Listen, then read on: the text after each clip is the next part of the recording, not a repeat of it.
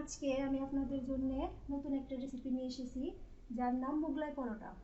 সামান্য কিছু উপকরণ দিয়ে আপনারা অতি সহজে এই পরোটাটি বানাতে পারবেন।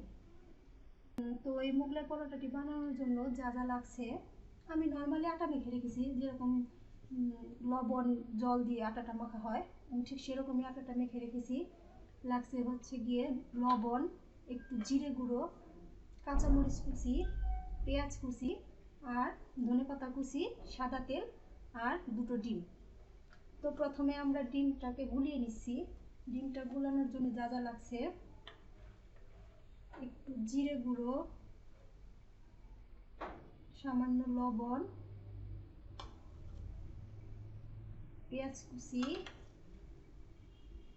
পরিমাণ মতো নেবেন যতটুকু আপনাদের লাগে, আমি সম্পূর্ণটাই দিচ্ছি। কাঁচামরিচ কুচি,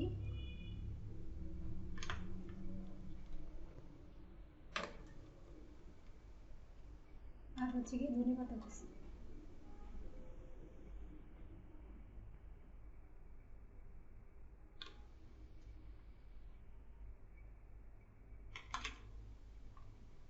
প্রয়োজনে আমরা লাগলে আর একটু নিয়ে নেব।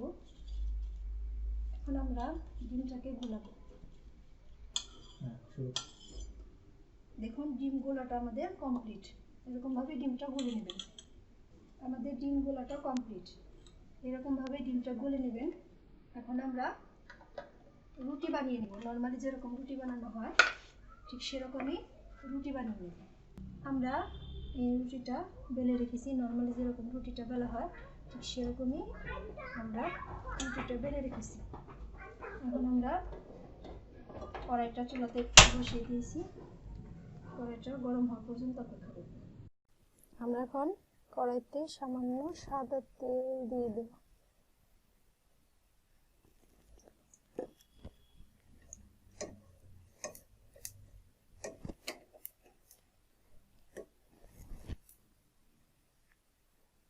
আমরা রুটিটা কড়াইতে দিয়ে দিচ্ছি।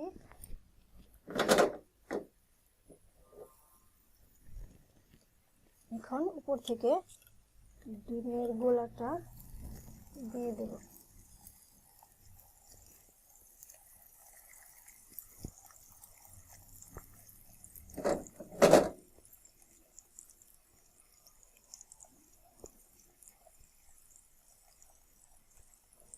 এরকম সুন্দর করে চারপাশে ছড়িয়ে দেব।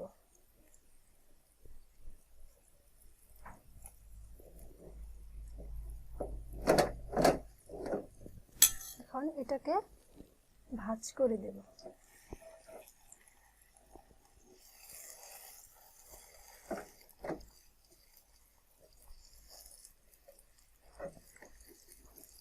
এরকম ভাঁজ করে দেব।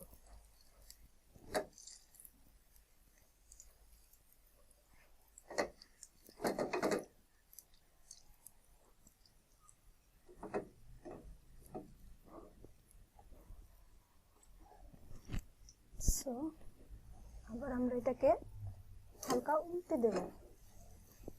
এরকম করে হালকা আছে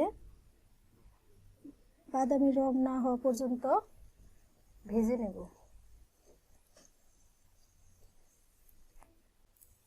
পরোটাটা ঠিক এরকম বাদামি রঙের করে ভেজে নেবেন। এরকম হলেই মনে করবেন যে এরকম হলেই বুঝবেন পরোটাটি হয়ে গেছে। So complete. এখন আমরা এটাকে নামিয়ে সুন্দর করে সাজিয়ে দেব। দেখুন আমরা সুন্দর করে পরোটাটাকে